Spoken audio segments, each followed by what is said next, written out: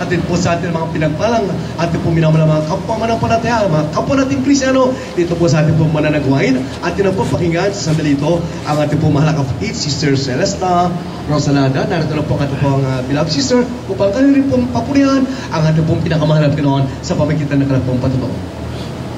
Hallelujah, hallelujah. Una sa lahat, paglulhati, pagpuri sa buhay na banal na Diyos. Sa pangalawa, sa beloved evangelist Wilde Estrada Almeida, sa pag-alala sa mahal na pastora, beloved anak, sa older preacher namin sa Cagayan de Oro, beloved Andy Viñas, magandang hapon. Sa beloved wife, sa lahat ng kapatiran na nandito ngayong hapon na to, magandang hapon. At sa lalo-lalo na sa mahal na Panginoong Diyos, ako po ay sa tulang po, mahirap talaga mag-testify dito. Kasi taga-Bisaya ho ako. Kahit na baloktot ho yung Tagalog ko. Basta sa Panginoong Diyos, nag-testify ako. Pasalamat din ako na binigyan ako ng pagkakataon na mag-testify dito. Galing pa ho ako ng Cagayan de Oro. Punta lang ho ako dito. Na-save ho ako noong year 2000 dahil sa sakit ng father ko na cancer. Tapos, nung baptize ako dun sa sa Davao. Year 2001, na-backslide na ho ako hanggang mahaba yung pagka-backslide ko.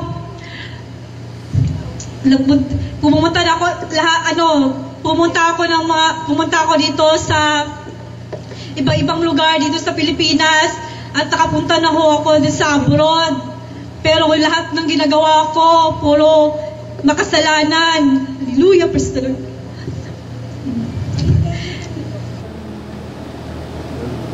Nag-take daw ako ng drugs. Hallelujah, praise the Lord. Lahat disco. Nagpa-party ako kasama ng mga friends ko. Hallelujah. Matagal ako dito nagstay sa Manila.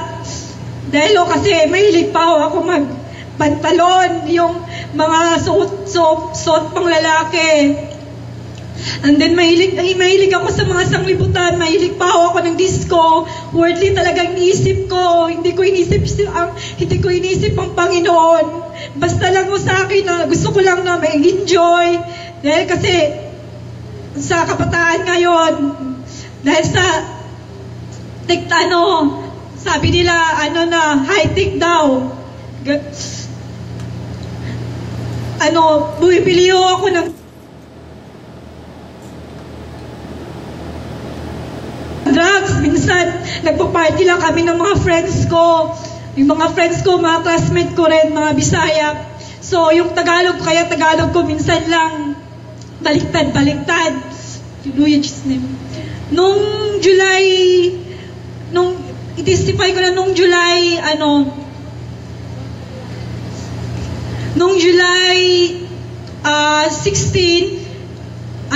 Saturday ho yun.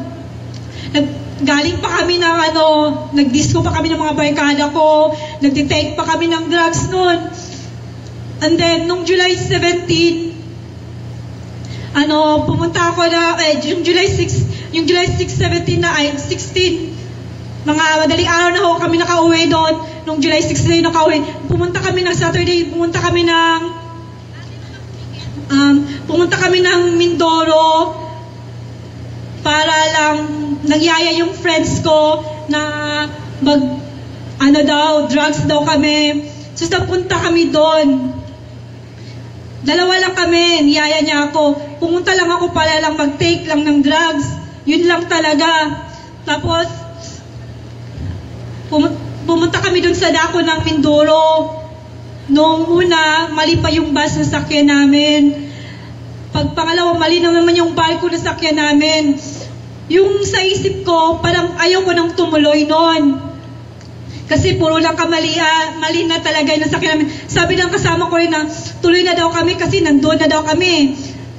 Buong Mindoro, naikot namin yon. Nakapunta kami dun nakarating kami sa pinuntahan namin umaga na lunchtime na noong July 17. Sunday yon, gawain dito yon, Sunday. Tapos, lunchtime, pagdating talaga namin, nag-take na talaga, nag-dance kahit walang pahinga. Tapos yung kasama ko pinapauwi. After nun, yung mga kasama, puro mga lalaki. Tapos, nung una, yung may drug lord pa, bait-bait pa nilang mag-treat bait talaga yung mag-treat sa akin. Parang talagang welcome ako, na-visitor talaga. Tapos, nung time na yun ng gabi na, dahil siguro nag-take ako ng drugs, tapos wala akong pahinga, wala pa akong kain. Nung time naramdaman ko yung hindi ako nakahinga. Tapos, yun, nagsikip yung dibdib ko. Akala ko na talagang mamamatay na ako noon. And then, pray lang ako ng pray ni Lord, pero kahit na backslide ako kahit susuot ako ng mga sexy mga damit, mahilig talaga ako sa mga party, gimmick, yun talaga yung buhay ko. Tapos hindi na ako nakahinga nung